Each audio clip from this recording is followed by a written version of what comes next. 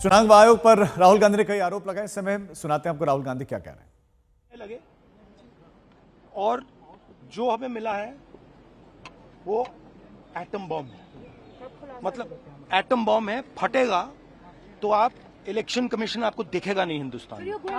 Thank you. अच्छा, एक और बात जो सबसे जरूरी बात है, और मैं ये बड़ी सीरियसली बोल रहा हूं, जो भी ये काम कर रहे हैं, ठीक है, इलेक्शन कमीशन में जो भी ये काम कर रहे हैं, right from the top to the bottom, आप एक बात याद रखिए, आपको हम छोड़ेंगे नहीं। कुछ भी हो जाए हम छोड़ेंगे नहीं आपको, क्योंकि आप हिंदुस्तान के खिलाफ काम कर रहे हो। ये ट्रीजन है और कम, इससे कम नहीं है।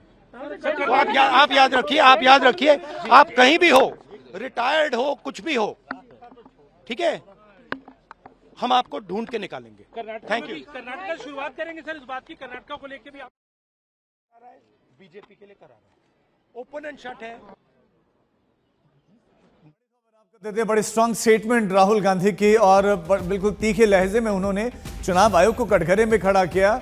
वोट चोरी करने का आरोप लगाया, संलिप्त होने का आरोप लगाया। वोट चोरी में चुनाव आयोग संलिप्त है और आप देश के खिलाफ काम कर रहे हैं, हम आपको छोड़ेंगे नहीं।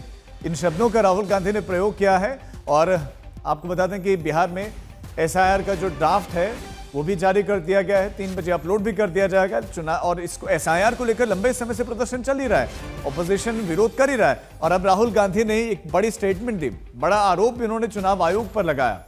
हालांकि दूसरी तरफ ये जरूर कहा जाता है कि जिन जिन राज्यों में कांग्रेस या ऑपोजिशन की सरकारें, वहां पर ये आरोप क्यों नहीं लगते हैं। और अब राहुल गांधी ने चुनाव आयोग को कटघरे में खड़ा किया, सुनिए।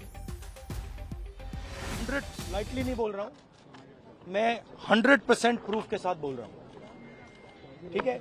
और आप सबको पता लग जाएगा, जैसे ही हमने ये रिलीज किया, पूरे देश को पता लग जाएगा कि इलेक्शन कमीशन वोटर चोरी करा रहा है।